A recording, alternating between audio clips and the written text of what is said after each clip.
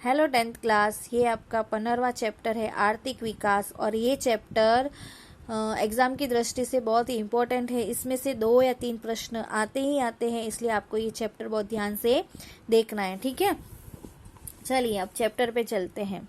प्रत्येक व्यक्ति की हर सुबह अलग अलग होती है।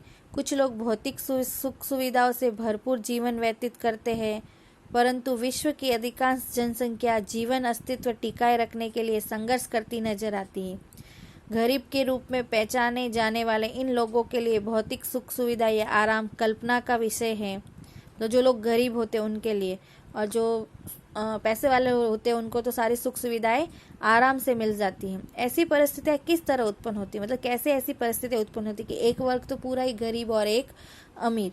इस परिस्थितियों से हम बाहर कैसे निकले आदि ऐसे प्रश्न हैं जिनका उत्तर हमें इस चैप्टर से मिलेगा। पहला है आर्थिक विकास की। आर्थिक विकास कहते किसे हैं? आज के आधुनिक युग में विश्व का प्रत्येक देश विकास के लिए प्रयत्न करता है, परंतु विकास मात्र आर्थिक ही नहीं, अनेक पक्षों वाला सामाजिक परिवर्तन की प्रक्रिया भी है। आर्थिक विकास ये किसी भी देश की राष्ट्रीय आय में होने वाली सतत वृद्धि, यानी जीडीपी के अंदर जो ग्रोथ होती है, कितनी बढ़ती है, वो उसको हम आर्थिक विकास कहते हैं। आर्थिक विकास अर्थात क्या क्या उसके अंदर आता है? देश की राष्ट्रीय आय में सतत वृद्धि, देश की प्रति व्यक्ति आय में यानी कि इंसान की आय में भी वृद्धि होनी चाहिए, और लोगों के जीवन स्तर में भी सुधार होना चाहिए। जो उनका की मूलभूत आवश्यकता है, रोटी कपड़ा मकान, वो भी उनको बहुत अच्छे से मिलना चाहिए। शिक्षा, अभी तो शिक्षा भी, स्वास्थ्य भी, तो ये चीज़ें यदि उनको बहुत अच्छे से मिलती है तो उनका ये जीवन स्तर अच्छा होता है। इस बात को आर्थिक विकास कहा जाता है। देश की कुल आय को राष्ट्रीय आय कहते हैं। देश की कुल राष्ट्रीय आय को देश की कुल जनसंख्या से विभाजित करने पर प्रति व्यक्ति आय प्राप्त होती है। पहले तो पूरी राष्ट्रीय आय, फिर राष्ट्रीय आय को प्रति व्यक्ति जनसंख्या है, यानी कि राष्ट्रीय आय जैसे कि 135 और फिर 1 डिवाइड बाय 125 ये जनसंख्या, और जो मिलेगी वो उसकी एक व्यक्ति प्रति व्यक्ति आय होगी। जबकि जीवन स्तर में लोगों को प्राप्त होने वाली सुविधाएं जैसे कि अनाज कपड़ा शिक्षा स्वास्थ्य वाहन व्यवहार की सुविधा तथा आवास की सुविधाओं का समावेश होता है।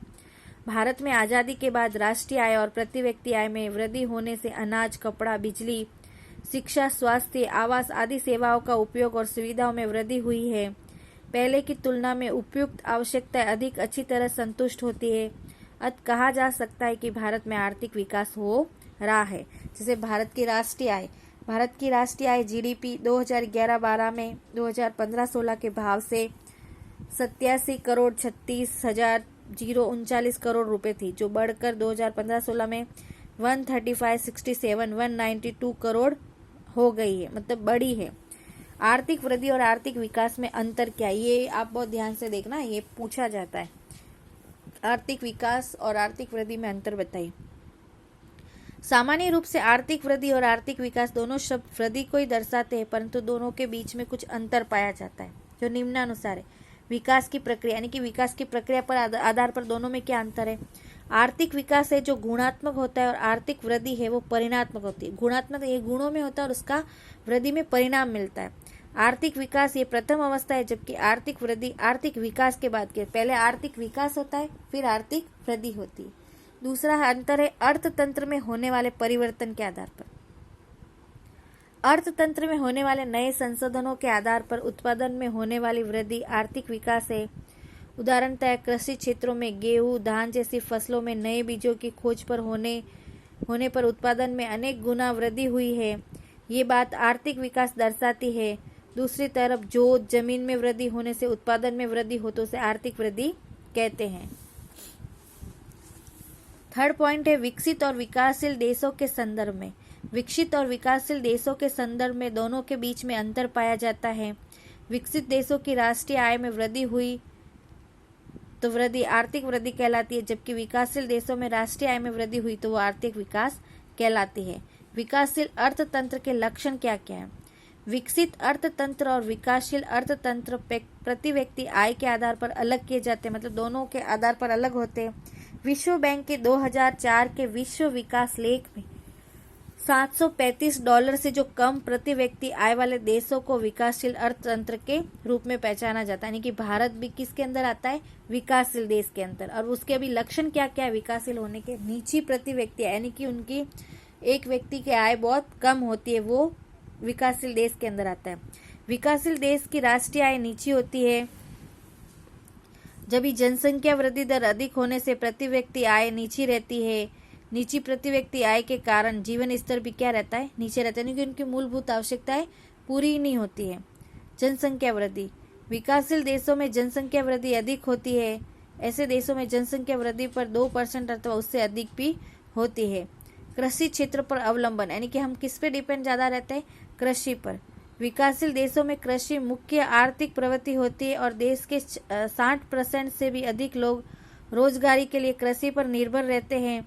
देश की राष्ट्रीय आय में भी कृषि का योगदान लगभग 25% होता है। आय वितरण की असमानता, यानी कि जो आय का वितरण होता है वो असमान होता है, यानी कि जो सेठ है वो सेठ ही बना रहता है और जो गरीब है वो गरीब ही रहता है। विकासशील देशों में आय तो समझते हो ना आप, जिससे पैसा प्राप्त होता है, मतलब पैसों का वितरण तथा उत्पादन के साधनों का बंटवारा असमान होता है। यह असमानता ग्रामीण तथा शहरी दोनों क्षेत्रों में होता है। देश के शीर्ष 20% धनिक लोग राष्ट्रीय आय का 40% हिस्सा रखते हैं और निम्न स्तर के 20% गरीब लोग राष्ट्रीय आय का 10% हिस्सा रखते हैं। इस प्रकार विकासशील देशों में आय और संपत्ति का केंद्रीकरण धनिक लोग में हुआ नजर आता है, यानी कि धनवान लोगों के पास ही होता है। अब 5वां पॉइंट है बेरोजगारी। बेरोजगारी विकासशील देशों का महत्वपूर्ण लक्षण है। इन देशों में बेरोजगारी का प्रमाण कुल श्रमिकों की संख्या के 3% से भी अधिक होता है। इन देशों में बेरोजगारी भिन्न भिन्न स्वरूपों, जैसे कि मौसमी बेरोजगारी, छुपी हुई बेरोजगारी, हमने बेरोजगारी पाठ पढ़ा है, आपको पता है, उसमें बेरोजगारी के प्रकार है, औद्योगिक बेरोजगारी आदि पाई जाती है, जो लंबे समय तक की बेरोजगारी होती है। फिर है गरीबी। गरीबी वाला चैप्टर भी हमने पढ़ा है। गरीबी विकासशील राष्ट्र का लक्षण है। जो लोग अपनी प्राथमिक आवश्यकता जैसे कि अनाज, कपड़ा, आवास, शिक्षा और स्वास्थ्य आदि पूरा नहीं कर सकते, उन्हें हम गरीब कहते हैं। विकासशील देशों में ऐसे लोगों की संख्या कुल जनसंख्या का लगभग 1/3 भाग होती है। फिर द्विमुखी अर्थतंत्र।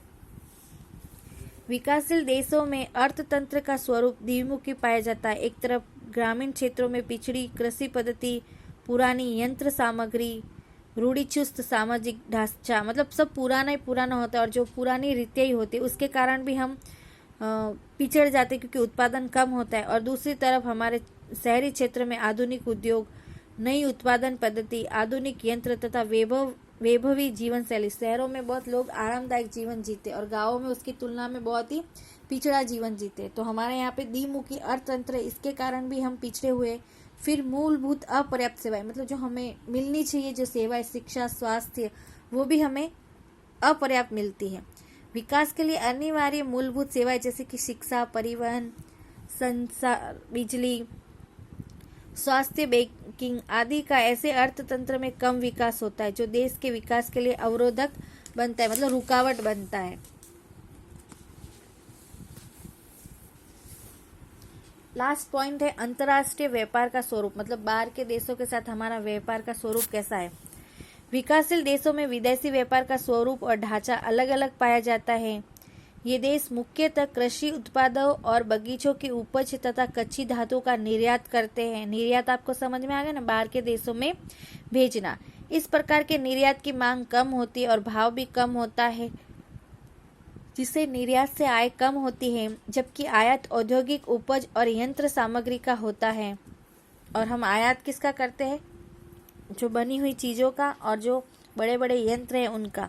इन वस्तुओं का भाव अधिक होने से आयात के पीछे खर्च भी हमारा अधिक होता है। इस प्रकार विकासशील देशों के लिए विदेशी व्यापार की शर्तें प्रतिकूल होने से देश पर विदेशी कर्ज बढ़ता जाता है। इस प्रकार विकासशील देशों में मुख्यतः ऊपर दिए गए लक्षण पाए जाते हैं। भारत विकासशील राष्ट्र होने से ऊपर के लक्षण कम या अधिक मात्रा में भारत पर लागू पड़ते हैं, क्योंकि भारत भी कैसा देश है, एक विकासशील देश है। अब है आर्थिक और अनार्थिक प्रवृत्तियाँ। भारत अर्थतंत्र का परिचय प्राप्त करने से पहले हम आर्थिक और अनार्थिक प्रवृत्तियों का अध्ययन करते हैं। पहले ही आर्थिक प्रवृत्ति हम किसे कहते हैं, आय प्राप्त करने या खर्च करने के उद्देश्य से की जाने वाली प्रवृत्ति को आर्थिक, यानी कि जो हमें प्राप्त होता है पैसा, वो हमें वापस खर्च भी करना होता है, उस प्रवृत्ति को हम क्या कहते हैं, आर्थिक प्रवृत्ति। उदाहरण के लिए किसान, कारीगर, व्यापारी, शिक्षक आदि की प्रवृत्ति आर्थिक प्रवृत्ति, यानी कि कमाना और खर्च करना। और अनार्थिक प्रवृत्ति जिस प्रवृत्ति का उद्देश्य आय प्राप्त करना या खर्च करना न हो उसे प्रवृत्ति को अनार्थिक प्रवृत्ति कहते हैं। उदाहरण, माता अपने बालक की देखभाल करे तो वो कोई आर्थिक प्रवृत्ति नहीं, क्योंकि वो उसको बेटा है तो करना ही है। फिर व्यक्ति जो समाज सेवा का कार्य करता है वह भी। भारतीय अर्थतंत्र का ढांचा कैसा है? अर्थतंत्र में होने वाले विविध असंख्य आर्थिक प्रवृत्तियों या विविध व्यवसायों को 3 मुख्य विभागों में बांटा जाता है। प्राथमिक क्षेत्र, माध्यमिक क्षेत्र और सेवा क्षेत्र। मतलब जो आर्थिक विकास है वो 3 प्रवृत्तियों से होता है, प्राथमिक क्षेत्र से, माध्यमिक क्षेत्र से और सेवा क्षेत्र से। तो उनमें कौन कौन से प्राथमिक क्षेत्र में कौन से बिजनेस आते हैं, माध्यमिक में कौन से आते हैं और सेवा में कौन से आते हैं, उसके बारे में हम पढ़ेंगे। ठीक है। आर्थिक प्रवृत्तियों के इस वर्गीकरण को व्यवसायिक ढांचे के रूप में पहचाना जाता है। इन तीनों विभागों और उसमें समावेश होती प्रवृत्तियों की चर्चा निम्नानुसार करते हैं। पहला है प्राथमिक क्षेत्र। अर्थतंत्र के इस विभाग में कृषि तथा कृषि के साथ संलग्न प्रवृत्तियां जैसे कि पशुपालन, पशु संवर्धन, मत्स्य उद्योग, मुर्गी, बत्तख पालन, जंगल, कच्ची धातु की खुदाई आदि प्रवृत्तियों का प्राथमिक विभाग में समावेश होता है। मतलब ये है पहला क्षेत्र, इसके अंदर ये व्यापार आते हैं। फिर माध्यमिक क्षेत्र के अंतर्गत इस विभागों में छोटे और बड़े आधारभूत उद्योग, निर्माण कार्य आदि प्रवृत्तियों का समावेश होता है। ये विभाग उद्योग के रूप में भी पहचाना जाता है, जिसमें पिन से लेकर बड़े बड़े यंत्रों तक के उत्पादन का समावेश होता है। ये है माध्यमिक। और तीसरा है हमारा सेवा क्षेत्र।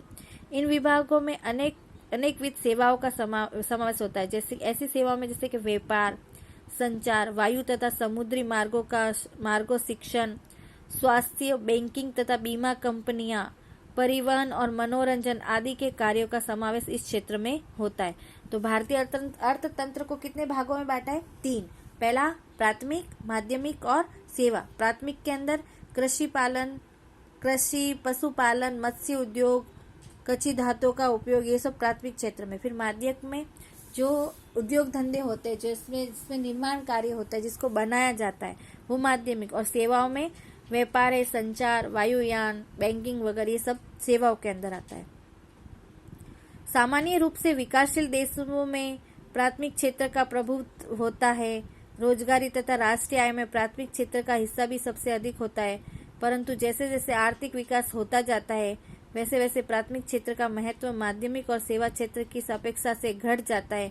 जैसे पहले तो इनका ही योगदान होता है, लेकिन जैसे जैसे विकास हो रहा है तो इनका फिर योगदान मतलब इनका घट जाता है, क्षेत्र घट जाता है और उद्योग क्षेत्र और सेवा क्षेत्र की व्यापकता वापस बढ़ जाती है।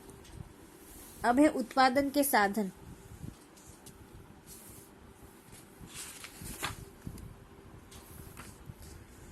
उत्पादन के साधन में प्राकृतिक संपत्ति और श्रम की सहायता से चीज, वस्तु और सेवाओं का उत्पादन किया जाता है। ये उत्पादन करने के लिए अनेक विध साधनों का उपयोग होता है। इन्हें हम 4 भागों में बांटा गया है, यानी कि हम किस किस से उत्पादन कर सकते हैं। पहला है जमीन, पूंजी। जमीन होगी, यदि जमीन होगी तो पैसा नहीं होगा तो हम उससे उत्पादन प्राप्त नहीं कर सकते। फिर जमीन और पैसा होगा लेकिन उसमें कोई काम करने वाला नहीं होगा, श्रम, यानी तो भी हम कुछ नहीं कर सकते। और नियोजन, ये तो सबसे जरूरी है, प्लानिंग। यदि हम प्लानिंग के अनुसार कुछ भी नहीं करेंगे तो हमें कुछ भी प्राप्त नहीं होगा। तो पहला है जमीन। सामान्य अर्थ में जमीन को हम पृथ्वी की सपाटी की ऊपरी परत को कहते हैं, परंतु अर्थशास्त्र की परिभाषा में जमीन अर्थात सभी प्रकार की प्राकृतिक संपत्ति जिसमें पृथ्वी के धरातल पर आए हुए खनिज, धातु आदि का समावेश जमीन में होता है। इस प्रकार जमीन उत्पादन का प्राकृतिक साधन है। दूसरा है पूंजी। उत्पादन की प्रक्रिया में उपयोग में लिए जाने वाले मानव सृजित साधन जैसे यंत्र, औजार, मकान आदि का समावेश पूंजी में होता है। समझ में आ गया। तीसरा है श्रम।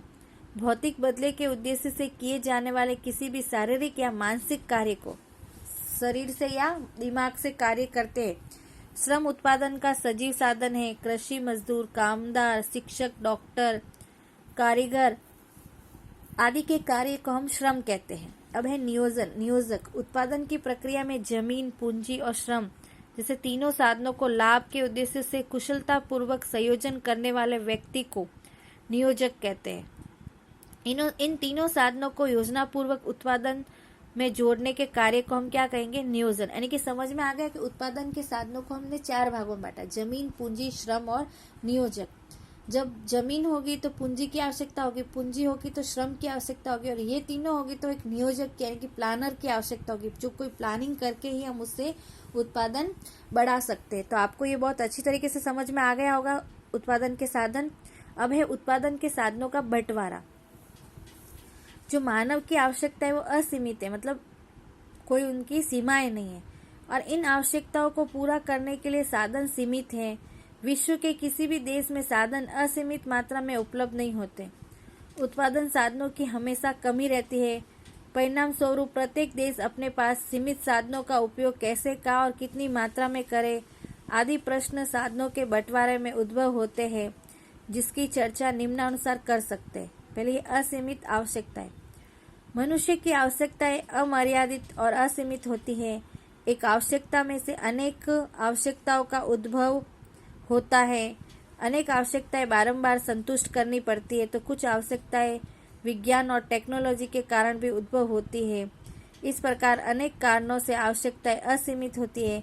इसीलिए इन आवश्यकताओं को पूरी करने के लिए आवश्यकताओं की पसंदगी करनी पड़ती है। मतलब यदि हमारी जो आवश्यकता है वो बहुत असीमित है, एक आवश्यकता पूरी होती है तो दूसरी जाग जाती है, दूसरी पूरी होती है तो तीसरी, तो ये मतलब बढ़ती जाती है। इस कारण हमें अपनी पसंद के अनुसार आवश्यकता करनी पड़ती है। फिर आवश्यकताओं में अग्रिमता क्रम, मतलब पहले क्रम पर कौन सी आवश्यकता जरूरी है उसको पूरा करना। असीमित आवश्यकताओं के सामने सीमित उत्पादन के साधन होने से कौन सी आवश्यकता अधिक महत्वपूर्ण है ये व्यक्ति को निश्चित करके और आवश्यकताओं को अग्रिमता क्रम के अनुसार संतुष्ट करना पड़ता है। यानी कि जो आपके जीवन के लिए महत्वपूर्ण आवश्यकता है वही आपको पहले नंबर पर लानी चाहिए। जो आवश्यकता अधिक महत्व की हो उसे सर्वप्रथम संतुष्ट करना पड़े और उसके बाद अन्य आवश्यकताएं। इस प्रकार उत्पादन के साधन सीमित होने से आवश्यकताओं में अग्रिमता क्रम निश्चित करना पड़ता है। थर्ड है मर्यादित साधन। उत्पादन के साधनों में मुख्यतः प्राकृतिक संपत्ति और मानव संपत्ति होती है। ये सभी साधन मर्यादित होते हैं, इसीलिए इनका मितव्ययता यानी कि कंजूसीपूर्ण से इसका उपयोगी करना पड़ता है और पसंद की गई आवश्यकताओं को लक्ष्य में रखकर साधनों का बंटवारा करना पड़ता है। साधनों का वैकल्पिक उपयोग। यदि हमारे आवश्यकता पूरी नहीं होती तो उसका वैकल्पिक आधार भी रखना चाहिए। जैसे हमने अगले चैप्टर में पढ़ा था ना कि भाई पेट्रोल डीजल ये सब कम है, तो हमने वैकल्पिक भी ढूंढ लिया। जैसे बायोडीजल बनाना है, ये सौर ऊर्जा है, पवन ऊर्जा है, इस तरीके से। तो वैकल्पिक चीज भी हमेशा हमें मतलब रखनी चाहिए। आवश्यकताएं संतुष्ट करने के साधन सीमित है, इतना ही नहीं परंतु वे वैकल्पिक उपयोग वाली होती है। उत्पादन का कोई भी साधन एक से अधिक उपयोग में आता हो तो वह साधन अनेक उपयोग रखता हो। इस साधन का एक समय एक ही उपयोग हो सकता है। इस प्रकार ये उपयोग वैकल्पिक है, ऐसा कह सकते हैं। जैसे जमीन में गेहूं की फसल बोई जाए तो बाजरी, मकई, मूंगफली या अन्य फसल नहीं बोई जा सकती। जमीन के अन्य उपयोगों का त्याग करना पड़ता है। इस प्रकार उपयुक्त परिस्थितियों में अधिक आवश्यकता संतुष्ट हो, इस तरह वस्तु और सेवाओं के उत्पादन में साधनों का बंटवारा करना पड़ता है। अब उत्पादन और साधनों के बंटवारे को हम अगले पार्ट में पढ़ेंगे। Thank you class.